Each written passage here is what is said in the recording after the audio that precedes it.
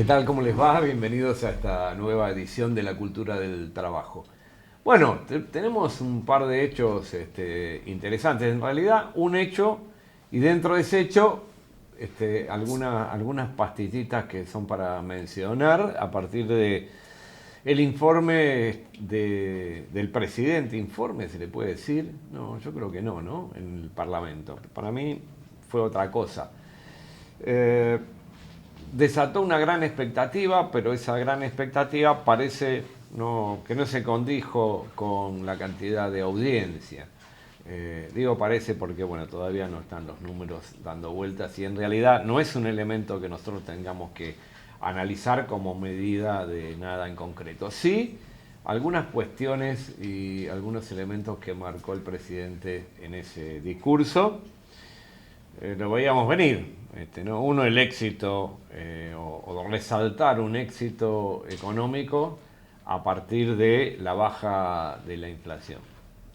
Todos podemos estar de acuerdo con que si la inflación continuaba con los guarismos de enero, febrero, este país hubiera saltado por los aires, ¿no? Ahora, de cualquier manera, tampoco es que estamos en inflación cero, ni mucho menos. Y esta cuestión del déficit, o del no déficit, ¿a costa de qué? Bueno, a costa de cualquier cosa.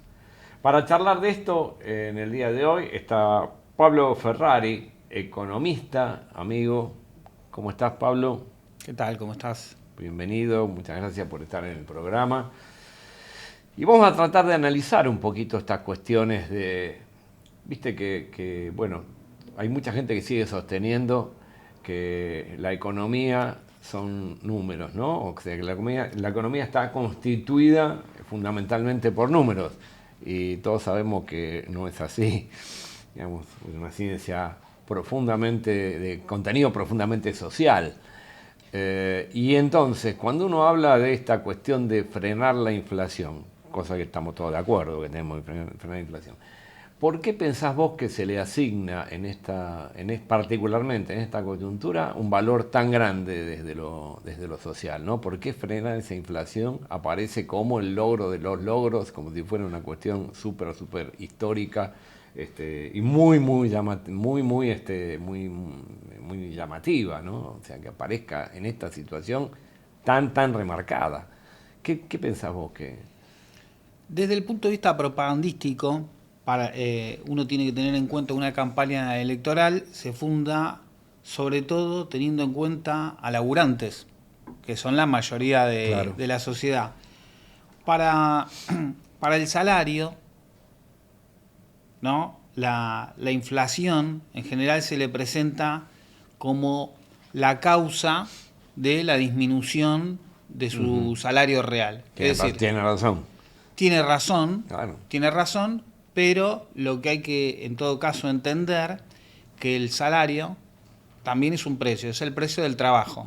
Entonces lo que se presenta en principio, cuando en procesos altamente inflacionarios, es que disminuye el poder adquisitivo del salario. Suben los precios, baja el salario. Por lo tanto, la causa inmediata que se presenta es la inflación, es el verdugo. Por lo tanto, combatirla significa en principio que tu salario va a dejar de caer o es el primer paso para que comience a subir. Así lo presentó Milei en la campaña. El 12 de diciembre del año pasado, Caputo dice que los precios relativos, los más importantes de la economía, tenían una distorsión, una represión. Habla del precio del dólar, al día siguiente hubo un incremento del tipo de cambio en torno al 120%. Habla de la energía, no habla del salario. El salario vendría a ser el precio que no está reprimido. Es decir, fue en sentido contrario al tono propagandístico. Efectivamente ocurrió eso en diciembre y ahí se desploma el salario, ¿no? Una inflación en torno, creo que fue del 25,5%, Sí, fue marcó de las más altas. el IPC y después fue disminuyendo. Uno puede calcularlo por un método, por otro método, la recuperación del salario al día de hoy, y lo que indica todo que aún estamos por debajo de los niveles de noviembre del año pasado, que representan la base, las condiciones iniciales del gobierno de Milei. Por lo tanto, hasta el momento lo que se verifica es que no ocurrió el efecto propagandístico que propuso Milei, es decir, la recuperación del salario. Al día de hoy todavía el salario es menor que en noviembre del año pasado. Si bien es verdad que en enero, que en febrero, una cantidad de meses hasta el día de hoy ha sufrido pequeñas recuperaciones, pero sigue siendo más bajo que el nivel que encontró Milei al principio. Sí, no hablemos de el efecto que causan la quita de subsidios, el aumento de servicios en general, digamos, porque uno puede hablar de IPC, y hablar de IPC tiene sentido porque algún parámetro hay que tomar, pero después el impacto que tiene sobre los salarios la inflación es mucho más fuerte sobre los salarios más bajos que sobre los salarios más altos. No impacta igual un salario de 200.000 pesos en un salario de 200.000 que en un salario de 2 millones o 2 millones para arriba, que hoy sería la punta de la pirámide, ¿no? Hoy, así es. Ni hablar entonces que la inflación tiene un impacto distinto para un salario que para otro. Eso en algún momento habría que poder ponderarlo. Buscar un método para decir, bueno, está bien, la inflación, el IPC es tanto, pero impacta de tal manera en tal franja salarial. En la actualidad se está discutiendo la metodología con la que el IPC capta la inflación minorista. ¿Por qué? Porque la canasta que utiliza actualmente el IPC es muy, muy antigua. Si no recuerdo mal, data de hace 20 años. ¿Cuál es el problema en eso? Y, por un lado, que los propios componentes de la canasta se van modificando a lo largo del tiempo, es decir, por ejemplo, un teléfono celular que hoy es prácticamente... No hablé de soga en casa del ahorcado, está claro. No. Hace 40 años no existía esto claro. en una canasta, hoy es un elemento muy común, pero además lo que se ha modificado en particular, muy en particular en el último tiempo, es el peso que tiene, por ejemplo, las tarifas en la canasta. Claro. Si se incrementa mucho, eso pesa más. Si vos decís que pesa menos a la hora de medir, vas a decir, no aumentó tanto el IPC. No, lo que pasa que es una canasta vieja, por eso se está discutiendo. Lavagna hace poco dijo que están viendo de cambiar la estructura de la canasta para que mida mejor. Entendemos que va a ser así. Bueno, queremos creer. Pero en definitiva lo que vos decías es, si vos tenés que gastar tu sueldo en tarifas, transporte y comida, ¿no? Vas a sufrir, si eso es lo más afectado, de determinada manera. Si tu sueldo es más grande y tenés resto para otras cosas y disminuyen el impuesto de país, por ejemplo, de productos electrónicos, y vos vas a comprar eso, vas a encontrar que... Claro. Otro efecto en tu salario. Hugo Moyano en algún momento dio un ejemplo que quedó para la historia. Dice, yo me como 5 changuitos. Dice, no puedo comer 25 changuitos, como 5 changuitos. Ahora gano X. Bueno, todos comen 5 changuitos. Me pega distinto al que gana menos que al que gana más. Me parece que está muy gráfico, ¿no? Y en ese sentido, bueno, pero ¿cuál sería entonces esta cuestión? Vos explicaste recién que la inflación se ve, y coincido con vos, y coincido que es así, se ve como un mecanismo que pulveriza el poder adquisitivo de los salarios. Entre otras cosas porque los precios suben por decisión de una minoría, y la quita de salario, la quita del poder adquisitivo de los salarios o la no suba de los salarios afecta a la inmensa mayoría. Pero esa inmensa mayoría no tiene el resorte para poder modificarlo. Sí lo tienen aquellos formadores de precios, ¿verdad? Eso hasta ahí estamos bien. ¿Y qué pasa con el déficit? Porque a ver, yo tengo esta idea, vos corregime porque obviamente vos sos, es tu métier, pero yo siempre tuve la idea de que el déficit en un país, en un estado, es parte constitutiva del crecimiento. O sea, no es como no se puede medir el déficit o valorar el déficit de la misma manera que uno valora una economía del hogar, ¿no? Son cosas distintas, porque el Estado es un Estado soberano y tiene un respaldo en consecuencia, ¿no? Entonces, generar déficit no quiere decir que el país retroceda. Sin embargo, hoy generar déficit es un pecado capital y parece que el país retrocede porque tiene déficit, no porque ha tenido déficit. ¿Esto es así o...? A ver, como suele hablarse, nadie se vanagloria de tener déficit. Nadie dice, viste las remeras que dicen, yo, corazón, claro, déficit. Yo no lo he visto. Claro, yo tampoco. El problema en el planteo de Milei,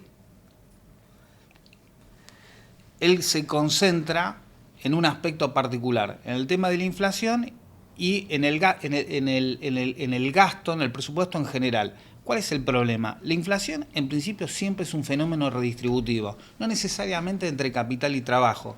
Por ejemplo, a veces se habla de inflación importada, es decir, aumentan insumos con los que vos necesitás para producir, entonces la inflación es importada, pero hay un efecto redistributivo. Acá se paga más, afuera se gana menos. Entonces vos tenés ese efecto distributivo, puede ser a través del tipo de cambio, aumenta mucho el tipo de cambio, acá sabemos que aumentan mucho los precios.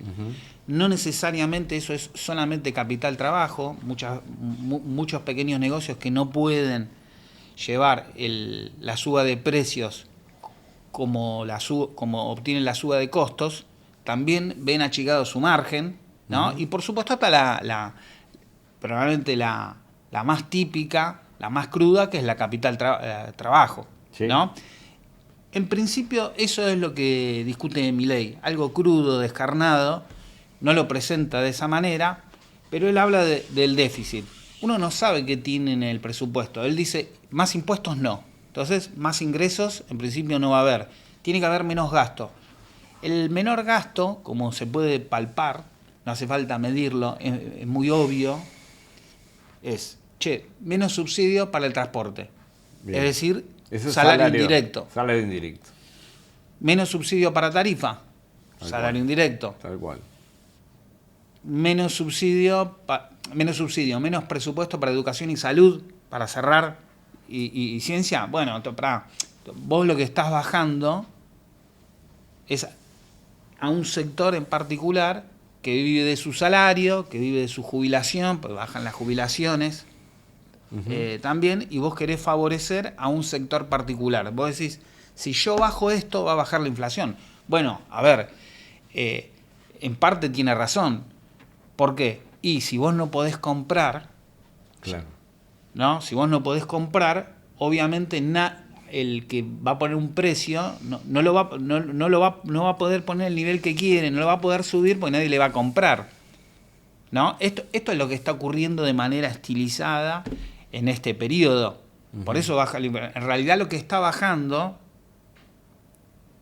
por ahora ha sido el salario y la jubilación, por lo tanto no se puede validar ese precio. Ese es el fenómeno que está ocurriendo. Milei dice que tiene que en algún momento subir el salario, pero el corazón de este modelo es la reducción del salario. No existe ese mundo feliz donde se va a extranjerizar absolutamente la economía, claro. Por el RIGI se llevan todo, no hay que pagar impuestos y de repente a vos te sube el salario.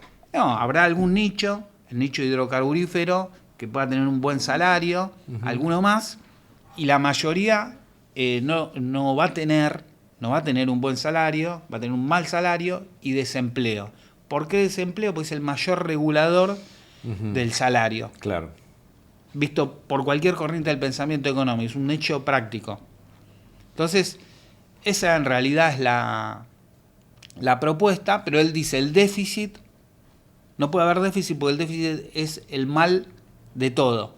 Por lo tanto, si vos querés subsidio para transporte, estás pidiendo un hecatombe social. Si vos decís, necesito más presupuesto universitario, vos lo que estás fomentando es una hecatombe social según mi ley, ¿no? Entonces te dice, no, esta es la causa de todos los males, no se puede hacer. Y él mismo tiene comprobado que en realidad un factor muy importante en Argentina como país dependiente, periférico, es la cantidad de dólares disponibles en la economía. Si vos tenés pocos dólares en la economía, se va a precipitar una tensión cambiaria que ya sabemos que va a precios, ¿no? Entonces, acá lo que no plantea Milei es que Argentina es un país dependiente, periférico, y que fundamentalmente tenés pocos dólares, si bien está el tema de la deuda, si bien está el tema de la fuga, en definitiva, vos tenés baja productividad respecto a otros países, como Estados Unidos, y eso va a generar que vayas importando maquinarias e insumos, no te dejan independizarte, entonces se cristaliza esa situación. Se cristaliza una situación con una... O sea, uno podría decir, seguimos como estamos, digamos, ¿no? O sea, seguimos con la misma crisis continua que tenemos hace 70, 80 años, por decirlo de alguna manera. O sea, uno traza una línea de tiempo, va a tener momentos en que hubo una mejor distribución del PBI y momentos en que hubo una peor distribución del PBI en cuanto a la progresividad, a la repartija de la torta, digamos, ¿no? Pero en general hay una caída en forma sostenida a lo largo de 70, 80 años. Esta es la realidad de cómo viene generándose o viene debilitándose un sector que se llama clase media. A mí no me gusta llamarlo clase media, me parece que es totalmente incorrecto. Hay que hablar de salarios y de poder adquisitivo, y entonces hay una franja con un poder adquisitivo que por ahí es más extendida y más alta que en el resto de Latinoamérica, y han elegido ese sector con ese poder adquisitivo para poder extraer un plusvalor. Porque aquel que tiene justo para comer, o no tiene para comer, o vive de un plan, o vive de changas, a ese ya no se le puede sacar más nada porque se muere. Pero sí hay un sector con un poder adquisitivo interesante, distinto al resto de la región, que es donde está enfocando hoy el gobierno para extraer una cantidad de ingresos extra, o sea, hacer más regresivo aún la redistribución del ingreso. Y esto es lo que hoy estamos viviendo.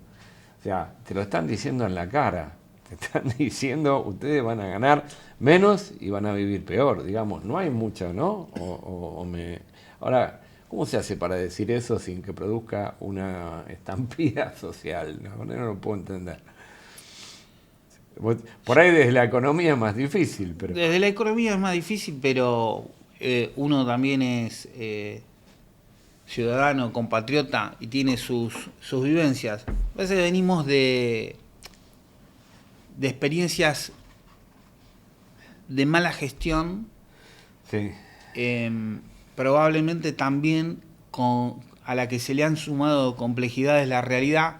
Por ejemplo, si uno sale a trabajar tempranito, 4:30 de la mañana, tiene que tomar el tren, un colectivo, el subte, lo mismo para la vuelta, y no gana mucho, y tiene un vecino, una vecina, que recibe una ayuda social porque no tiene trabajo, y no tiene que gastar en transporte en eso. Yo trato de ponerme en sus zapatos, y bueno, ¿por qué yo tengo que ir a trabajar y la otra persona no recibe? Uno le va a decir, che, porque las circunstancias sociales llevaron a... Sí, pero te puede molestar.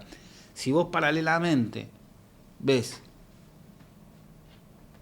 tal o cual funcionario, Ujú. que te parece que no es muy efectivo, que junto con una potenciación de los medios de comunicación vos ves que, no sé, está en un restaurante, está de joda, esto es chocante. Y viene alguien que no viene de ahí, puede venir del mismísimo infierno, pero no viene de ahí, y te dice, mirá, se la pasan hablando a los economistas, como yo, en mi caso, y empiezan a decir cosas que no entiendo. Yo tengo una palabra y resuelvo todo. Basta de déficit, dolarización Sí, y basta de la casta. Y es muy potente. Me parece que el discurso empalma, claro. empalma con un sentido común, empalma con vivencias, empalma sobre todo con la mayor parte de la sociedad no tiene tiempo para andar sabiendo que el superávit, que la Totalmente. restricción Pero externa. ¿cómo empalma con las esperanzas ese discurso? O sea, yo coincido con vos con que sentido común. Ahora, yo te puedo decir, mirá, hay que sufrir un poco acá, porque en algún momento, después de sufrir, vamos a tener un buen lugar, vamos a tener un paraíso, por decirlo de alguna manera. Está bárbaro. Ahora, ¿cómo empalma esto? O sea, ¿dónde está el paraíso acá? Porque yo no lo escucho decir, o sea, como vos bien dijiste, el ministro de Economía no se refiere a los salarios, no se refiere a en qué momento vamos a estar, o cuál es el objetivo que estamos persiguiendo. Entonces, ¿dónde empalma la promesa del paraíso? Porque si no hubiera, hoy todavía el gobierno sigue teniendo un 30, un 35%, 40% de apoyo de gestión, esa es la verdad. O sea, ¿dónde está la esperanza según vos? Que hay un elemento que se cumplió, que es un proceso de desaceleración de la inflación relativo, porque primero hay que ver que es el propio presidente el que se encarga de elevarla a niveles. Claro. Lo de diciembre fue terrible. Estamos con más inflación que el año pasado hoy Claro, todavía. pero brevemente te hago un comentario, un cuento que me hacía mi viejo cuando era chico. Me decía que había una situación en una casa rural Sí. de hacinamiento. La familia no daba más, va a ver al párroco del pueblo y le recomienda como solución que metan una vaca dentro. Le dice, pero yo dije que esto era un caos, ¿cómo voy a meta una vaca? Por supuesto, una situación caótica, no la quiero hacer larga. Sí. Después de muchas tensiones lo va a ver, no doy más, saque la vaca y venga a verme. Bien. ¿Cómo viene? ¿Está mejor que antes? Sí. Y bueno, me parece que algo de eso ocurre efectivamente, porque uno no puede decir, si a mí me preguntás, ¿la inflación se desaceleró respecto a diciembre? Categóricamente que sí. ¿Es más baja esta que diciembre? Sí. El problema es noviembre en todo caso. Y el problema es que todavía no se ha solucionado la situación. Pero me parece que... Te la voy a robar la de la vaca. por favor, me la contaba mi viejo.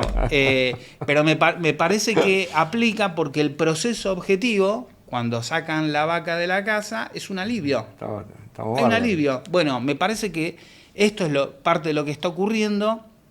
Todos necesitamos creer.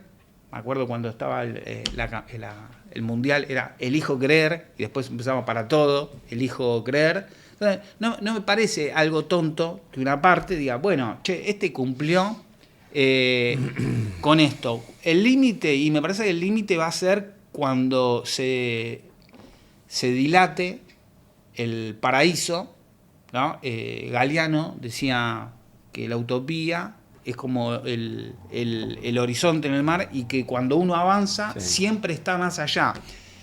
A mí me sonaba bien, digamos, y me sigue sonando bien, pero puede ser muy mal utilizada también, porque, Sí, che, faltan, Macri hablaba del segundo semestre, Los brotes verdes. los brotes verdes, siempre hay que esperar. Pero bueno, también la experiencia es que puede haber incluso estallidos, y si detrás no hay un proyecto, uno no sabe bien qué hacer. De hecho, las situaciones que vivimos en 2001, 2002 fueron muy interesantes. Sin embargo, la consigna era que se vayan todos. Claro. No era que venga tal cosa. Entonces, me parece que en este momento, cuando uno ve también el presupuesto, el presidente dice, yo voy a aumentar defensa, Uh-huh. no, en primer lugar, seguridad, que seguridad claramente uno lo ve en la calle, es contra sectores represivos, defensa se puede usar para seguridad interna, también por cómo está siendo aplicada, la justicia y bueno, y el resto no, porque no tiene que estar en el Estado para la visión del presidente. ¿Qué va a pasar? Bueno, me parece que está abierto y ahí todos somos protagonistas. Pablo, está muy interesante y esto último que vos decís, ¿no? Sí, puede haber toda la crisis que vos quieras, pero si no hay una salida o no se vislumbra hacia dónde ir y esa salida no es creída por el conjunto o por la mayoría de la gente o por un sector significativo, digamos, esto va a seguir. Esto no hay forma, no hay con qué darle, digamos, no hay respuesta. Así que está muy bueno el análisis, te vamos a volver a convocar al programa, te agradecemos mucho la visita y no se vayan porque el programa continúa. Nos vemos, hasta luego.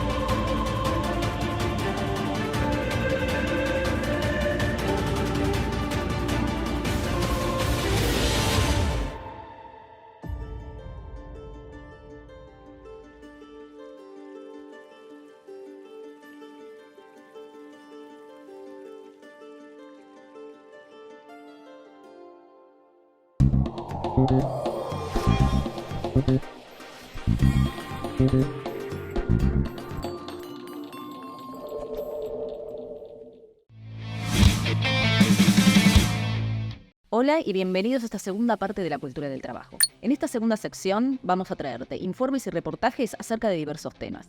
Si vos querés sugerir algún tema que te gustaría que toquemos, acá te dejamos los canales comunicacionales. Así que dicho esto, empezamos. Ahí va.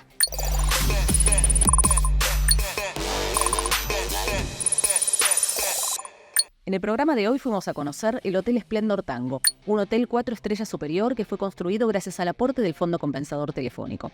¿No conoces todavía el Hotel de los Telefónicos? Bueno, mira.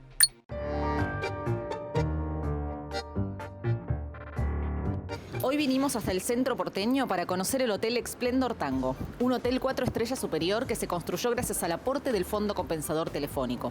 Este hotel está a 5 cuadras del Obelisco, 5 cuadras de la Plaza de Mayo y 5 cuadras del casco histórico de Buenos Aires. ¿No conocés todavía el Hotel de los Telefónicos? Bueno, vení. Y estamos acá con Pablo Marchese, gerente general del Hotel Splendor Tango. Bienvenidos al hotel. Este es nuestro salón desayunador.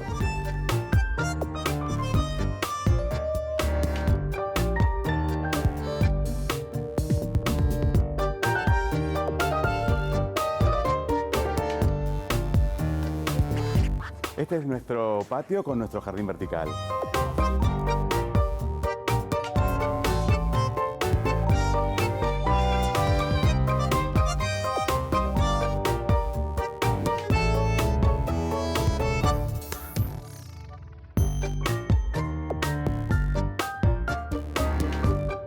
Y este es nuestro salón tango, un salón de eventos con capacidad hasta 60 personas.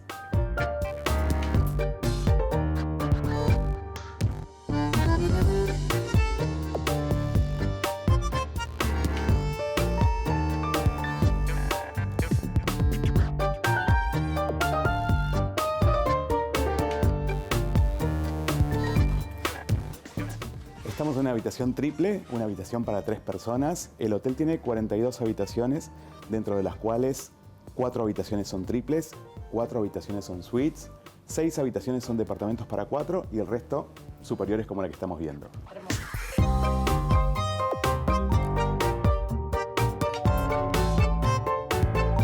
Bueno, muchísimos detalles de interiorismo, muy delicado, un hotel con mucho buen gusto y muy pensado para los huéspedes. Hermoso. Así que espero que lo disfruten.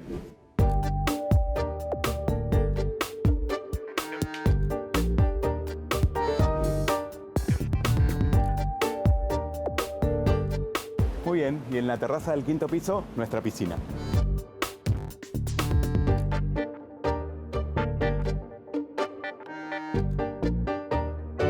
Bueno, muchas gracias por visitarnos. Gracias por recibirnos.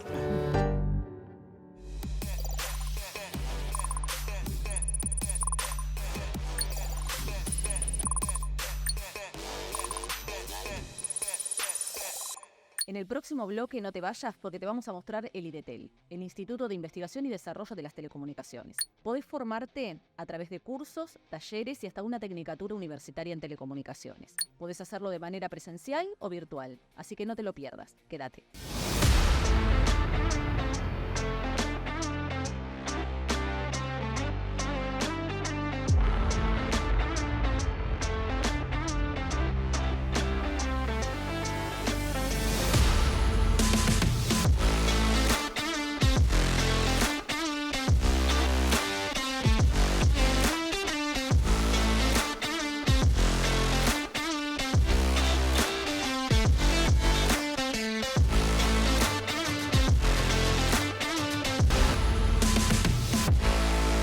Estamos acá con Viviana Cifarelli, ella es coordinadora de IDETEL y nos va a contar un poco acerca de qué es IDETEL y cuál es el espíritu que motivó su creación. IDETEL nace en el 2010 por iniciativa de FOETRA, el Sindicato de los Trabajadores de las Telecomunicaciones, atendiendo a la dinámica de la rama, el desarrollo que venía teniendo la rama y entendiendo cuál era la amplitud, la extensión y la profundidad de ese desarrollo.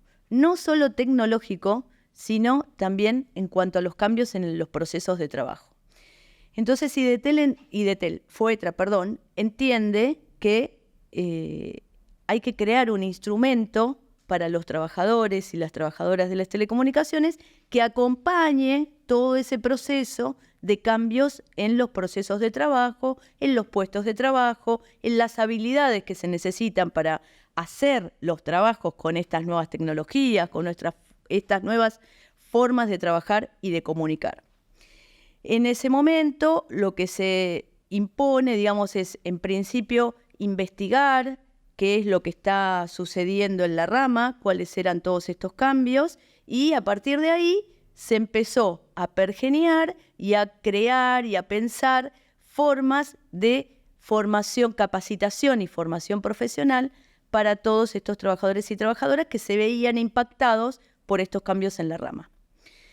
Entonces se comenzó a planificar distintas instancias de formación dentro de lo que es la formación técnico-profesional.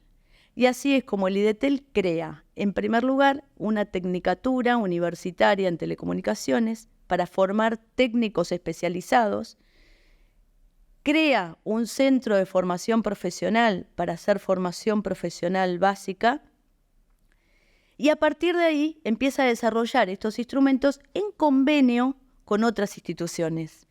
¿Por qué? Porque además de que pensar esta especialización de la capacitación, además de pensar en que esta capacitación tenía que ser integral, estar presente en todos los ámbitos del proceso de trabajo, así sea un técnico que piensa y planifica las telecomunicaciones o el modo de comunicar, digamos, así como también tendría que estar presente en las habilidades que un trabajador necesita para generar esa conexión y esa comunicación entre las personas, también cree que es necesario jerarquizar esta capacitación. ¿De qué modo piensa esa jerarquización? Que todas las capacitaciones que dé estén certificadas de manera oficial. Entonces hace convenios, en este caso con la Universidad Tecnológica Nacional, crea la Tecnicatura Universitaria en articulación con la Universidad Tecnológica Nacional y finalmente encuentra la posibilidad de otorgar un título universitario especializado en telecomunicaciones. Entonces tenemos la Tecnicatura, donde formamos técnicos especializados en telecomunicaciones. Eso por un lado. Por otra parte, formación profesional, lo que es la dinámica de la cotidiana, del trabajo, la operación que hacen los trabajadores y trabajadoras cotidianamente, eso lo hace a través de la formación profesional, haciendo convenios con los ministerios de educación. En este caso, comenzamos con el Ministerio de Educación de la Ciudad de Buenos Aires. Entonces creamos el Centro de Formación Profesional número 22 que se desarrolla en la Ciudad de Buenos Aires. Asimismo, empezamos a ver la necesidad de que los trabajadores estén más cerca de estos sitios y espacios de formación y capacitación.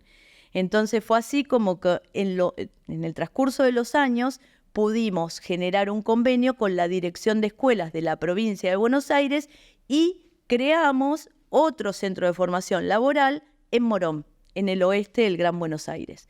Entonces, de esa manera, no solo que acercamos la capacitación, sino que la acercamos geográficamente también. Qué bueno. Entonces, ahí desplegamos, digamos, toda una cantidad de ofertas educativas diferentes.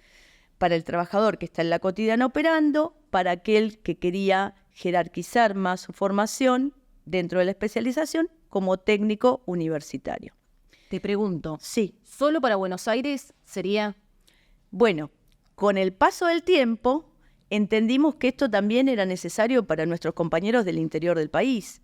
Entonces, a través de convenios de formación para el trabajo que fuimos desarrollando con otras instituciones, universidades, Ministerio de Trabajo en el caso del gobierno anterior, Secretaría de Trabajo en este momento, Secretaría de Comunicaciones, con todas esas instituciones fuimos creando y articulando proyectos de formación profesional que nos permitió abrir algunas sedes en otras provincias del país.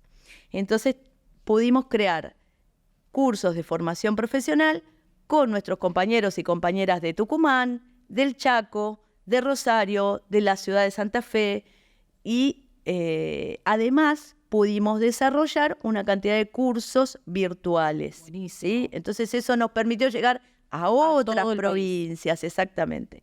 Entonces pudimos abrir no solo para nuestros trabajadores y trabajadoras, sino que pudimos abrir esto a la comunidad. Excelente. Y llevar esta especialización en telecomunicaciones al resto de los trabajadores y trabajadoras que están en la rama o quieren ingresar a la rama, porque también tenemos en cuenta que es una rama muy dinámica y que está en expansión. Entonces, en esa expansión hay un montón de otras propuestas laborales, así como las cooperativas, por ejemplo. Entonces, pudimos llegar también a dar capacitación y formación especializada, seria y profunda a compañeros y compañeras que están creando algún tipo de cooperativas para, por ejemplo, llevar comunicación a sus propios barrios.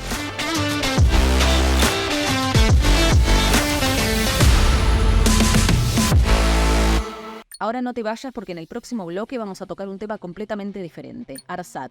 Mira el informe, quédate.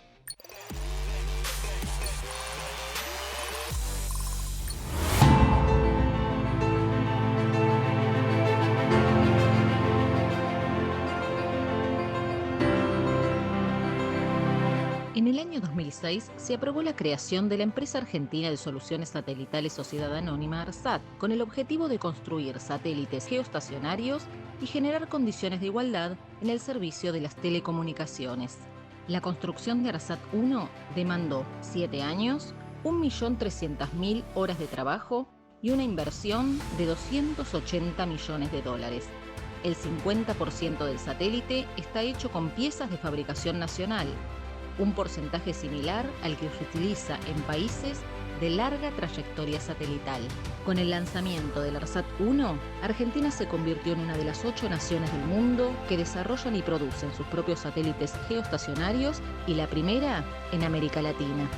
Hoy ARSAT brinda conectividad a aquellos lugares donde la conectividad no resulta rentable a otras compañías. Lo hace a través de una red troncal de fibra óptica de más de 35.000 kilómetros que permite integrar todo el territorio argentino, achicando así la brecha digital.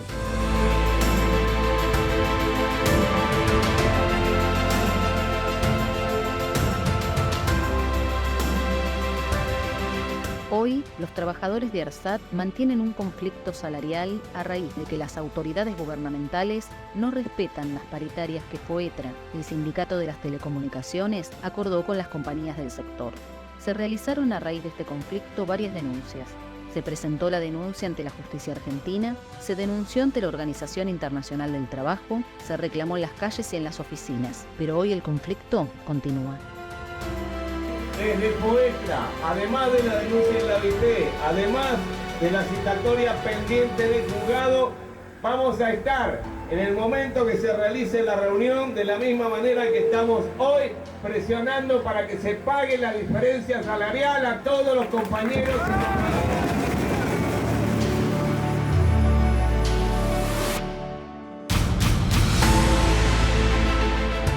Y además queremos felicitar sinceramente a todos los compañeros y compañeras de ARSAT, a todo nuestro cuerpo de delegados que de manera organizada y con una confianza digna de las mejores prácticas del movimiento obrero organizado, llegó a este lugar y esa disciplina nos permitió hacer esta movilización a pesar de las situaciones que tenemos que enfrentar, que son de público conocimiento y que vimos en el día de ayer. Hoy podemos estar acá en la puerta manifestando porque supimos organizar y porque supimos confiar en nuestros compañeros y compañeras. Estas son las mejores prácticas del movimiento obrero organizado.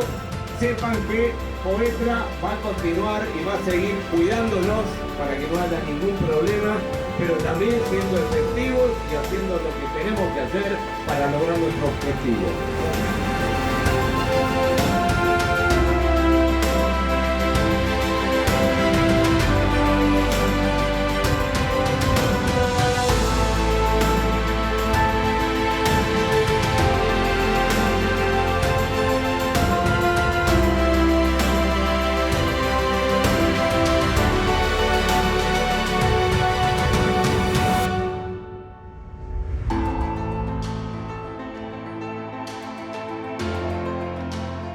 En el próximo bloque no te vayas porque estuvimos charlando con Claudio César, secretario general de la FATEL.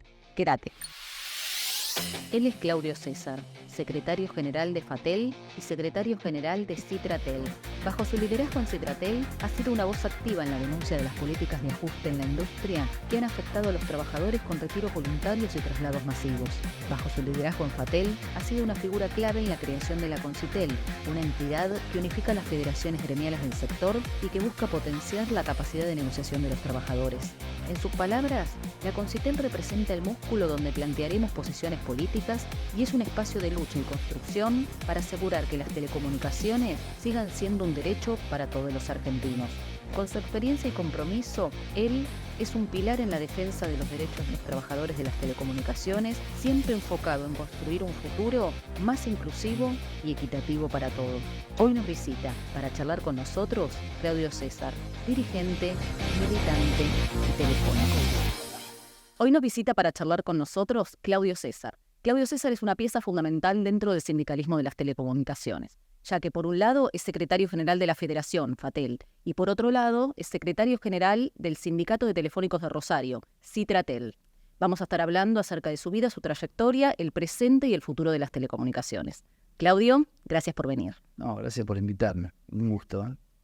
Un largo camino dentro del sindicalismo. ¿Cómo impactó todo esto en tu vida? Bueno, sí, me ha dado la posibilidad, creo, de poder canalizar eso que uno tiene adentro, que llevé desde muy joven, que es un poco no estar conforme con lo que es el orden establecido, ¿no? Pelear contra la injusticia, y eso me ha dado la posibilidad del gremialismo y gracias a mis compañeros y compañeras desde muy joven que confiaron en mí, pasando por distintas etapas, ¿no? Desde solamente ser un consejero, delegados, después como me nombrabas vos, que te agradezco, con distintas responsabilidades, y bueno, siempre con la idea de llevar adelante los valores. A veces no se divulgan bien, pero son muy importantes para la sociedad, en donde lo colectivo tiene una supremacía sobre ese individualismo extremo, ¿no? Conlleva mucha responsabilidad ser secretario de la Federación, secretario general del sindicato. Desde el punto de vista humano, ¿cómo pega en vos la actualidad social en la que vivimos hoy? Bueno, uno lo está viendo como... Primero, tendría que... con tristeza, ¿no? Pero una tristeza que creo que nos tiene que potencializar a realmente hacer los cambios que hay que hacer para continuar con el camino que se venía haciendo, que es lento, de buscar una sociedad con más equidad. Creo que lo que está aplicando este gobierno con su brutalidad, su precariedad ideológica, a mi entender, nos da la oportunidad de poder que se vea más claro, y nosotros desde ese gremialismo nuevo que tenemos que surgir con los jóvenes, puntualmente tratar de llevar, ¿no?, esos valores, buscar las formas de comunicarnos mejor y plantear las realidades en que le están haciendo mucho daño a lo que es todo el mundo del trabajo, y que no podemos no unirnos todos para poder enfrentar lo que es este modelo neoliberal que ya fue aplicado y llevó fracasos rotundos, ¿no? Vos en la última actividad de FATEL estuviste hablando sobre el rol del sindicalismo. Según tu punto de vista, tiene que ser más abarcativo y más confrontativo. Contanos sobre eso, sobre ese punto de vista. Sí, a ver, creo que una cosa va con la otra, porque entendemos que el rol del sindicalismo como está hoy, me parece que no es lo que está necesitando la sociedad. Entonces tenemos que ser abarcativo. ¿En qué sentido? De no solamente solidarizarnos con lo que pasa con los jubilados en estos momentos, o pensar el trabajo informal no es nuestra preocupación porque no lo representamos, sino apuntar a poder ser,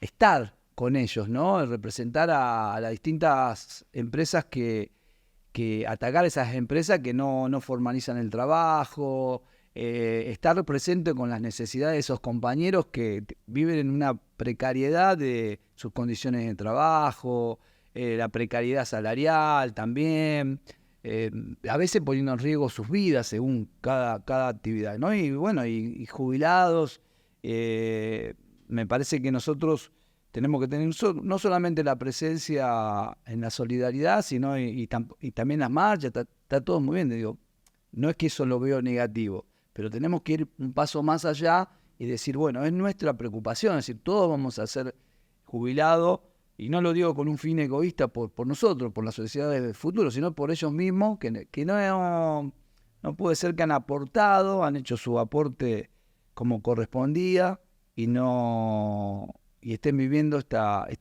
situación tan dramática, ¿no? Y también un punto aparte ahí, que a veces el sector empresarial, con cierta hipocresía y desde los gobiernos hablan de cómo se ha hecho una moratoria en determinado momento, y que si no se registra el trabajador, ¿cómo va a ser jubilado si no tiene los años de aporte? Entonces me parece que tenemos que desmantelar eso, tenemos que esa cuestión ideológica y llevársela a los jóvenes y discutir, debatir en cada uno de los lugares, desde el centro de jubilados, en los lugares del trabajo informal, convocar a las organizaciones gremiales. Sé que no va a ser un proceso fácil, pero hay que encauzarlo, ¿no? Y empezar. ¿Desde FATEL están haciendo algo al respecto? Desde nosotros de FATEL tenemos una posición federativa que puede ser innovadora desde que comenzó, ¿no? De dirigentes que vayan a los sindicatos que la integran, ¿no? ¿Para qué? ¿Para dialogar con los dirigentes solamente? No, para también interactuar con los compañeros de base y compañeras que con determinadas actividades. Hicimos una hace poquito en Rosario que fue muy interesante en lo político. La vi, sí. Contanos esa actividad. Sí, bueno, la actividad fue, si bien hubo 2 jornadas, en una se destacó mucho el tema del género, la violencia laboral, muy inclusiva, es decir, no solamente para las compañeras, sino también para los compañeros, que tenemos mucho que aprender, que es otro punto para destacar, ¿no? Cómo ha surgido las mujeres en el tema del gremialismo, ¿no? Que me parece que hay un factor que hay que tenerlo muy en cuenta para el futuro, ¿no? Independientemente que el género engloba todas las instituciones, que tendrían que hacerse muchas autocríticas los sectores empresarios, porque uno ve que no están dando el lugar a la mujer que le correspondería, pero bueno, ya es otro ámbito. Pero dentro de las organizaciones gremiales han crecido en lo político, y no es una cuestión de un cupo, sino una cuestión de presencia de las compañeras, así que un párrafo aparte para eso. Y después una actividad muy política, discutiendo el poder económico, la parte de la alianza, ¿no? Esa política y el poder económico en contra de lo que es el sector de los trabajadores y de los sectores que menos tienen, que creo que se está viendo cada vez más claro por la brutalidad del sector político lo está llevando adelante, y del sector empresario. Nosotros, nuestro rubro, el de las telecomunicaciones, siempre está atravesado por las nuevas tecnologías. ¿Cómo hacemos nosotros para enfrentar ese desafío? ¿Cómo tenemos que pararnos nosotros los trabajadores frente a eso? Bueno, en esa jornada también se charló es interesante porque a veces se quiere parcializar un poco y parece que la tecnología es una apropiación solamente del sector empresario, ¿no? Y me parece que la tecnología la tenemos que ver como una posibilidad de tener más pleno empleo, tener la posibilidad de tener más derechos.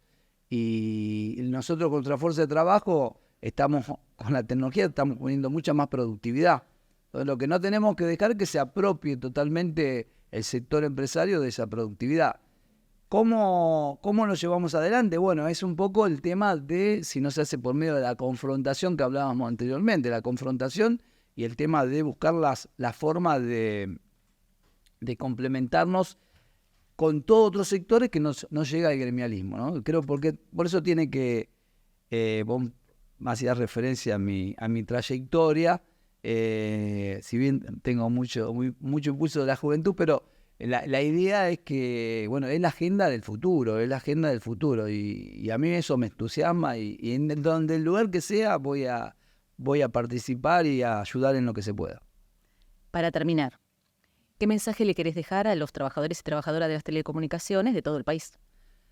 El mensaje que, bueno, con la Concitel estamos en unidad, tenemos una relación que no es solamente una estructura, sino una relación con todos los sindicatos, los que lo van conduciendo, y la idea es que la hermandad entre los compañeros y compañeras de distintos lugares es el único camino que podemos llevar adelante. Gracias por venir. Gracias a vos. Y hasta acá llegó el programa de hoy. Te dejo acá abajo los canales comunicacionales por si querés escribirnos, sugerirnos temas o simplemente contarnos si te gustó el programa. Y nosotros nos vemos el martes que viene en Metro.